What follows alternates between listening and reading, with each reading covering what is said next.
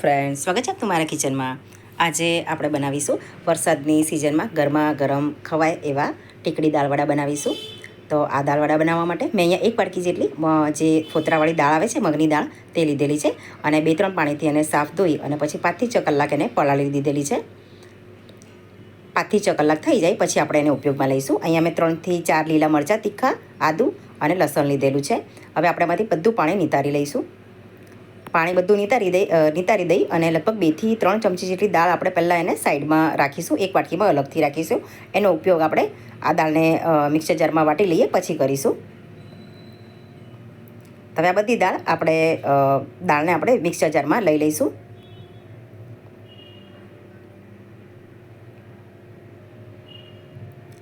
દાળ બધી લેવાઈ જાય પછી આપણે જે આદું, મરચાં અને જે લસણ લીધેલું છે, તમે જો લસણ ન ખાતા તો સ્કીપ કરવાનું, બાકી લસણનો ટેસ્ટ એકદમ સરસ આવશે।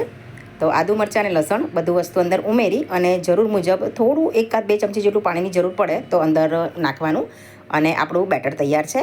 તો તેની અંદર આપણે જે બચેલી જે પેલી દાળ લીધેલી હતી તે ઉમેરવાની અને સ્વાદ મુજબ અંદર આપણે મીઠું ઉમેરીશું, ચપટી જેટલી અંદર હિંગ ઉમેરીશું અને 2 ઝીણા સમારેલા કાંદા લીધેલા છે મેં અહીંયા,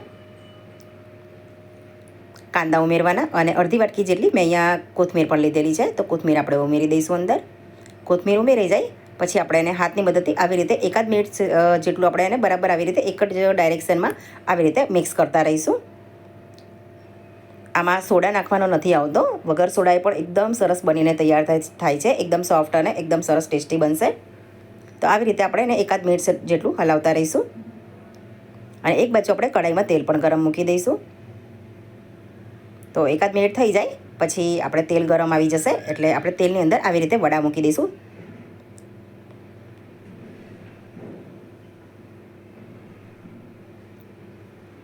વરસાદની સિઝનમાં ગરમા ગરમ દાળવડા ખાવાની ખૂબ જ મજા આવે છે અને ટેસ્ટમાં પણ આ દાળવડા એકદમ સરસ બને છે। આવી રીતે મુકાઈ જાય પછી 1 મિનિટ જેટલું એને આવી રીતે જ રહેવા દેવાનું।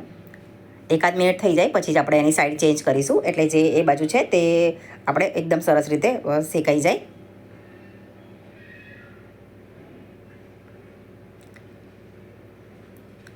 ટોટલ ટાઈમ લગભગ 3 મિનિટ જેટલો સમય લાગેલો આવી રીતે જે દાળવડા તૈયાર થવામાં। આપણે હજી આને બીજી વખત પણ ફ્રાય કરવાના છે એટલે 3 મિનિટ જેટલું થઈ જાય અને એનો થોડો એવો કલર બદલાઈ જાય એટલે આપણે એને કાઢી લઈશું।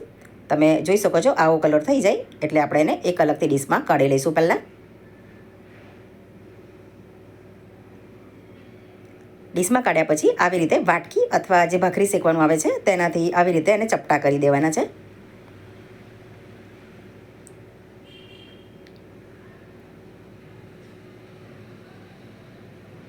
આવી રીતે ચપટા કરી અને વળી પાછા આપણે જે ગરમ તેલ છે તેની અંદર જ વળી પાછું 1 મિનિટ જેટલું આપણે એને થવા દઈશું એટલે સરસ એવા મજાના ક્રિસ્પી દાળવડા આપણા બનીને તૈયાર થશે।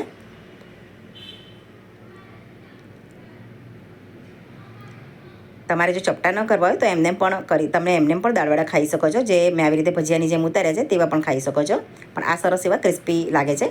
તો 1 મિનિટ થઈ ગઈ છે, હવે આપણે થોડો એવો કલર પણ ચેન્જ થશે, થોડો ડાર્ક કલર આવશે તો હવે આપણે એને અલગથી ડીશમાં કાઢી દઈશું।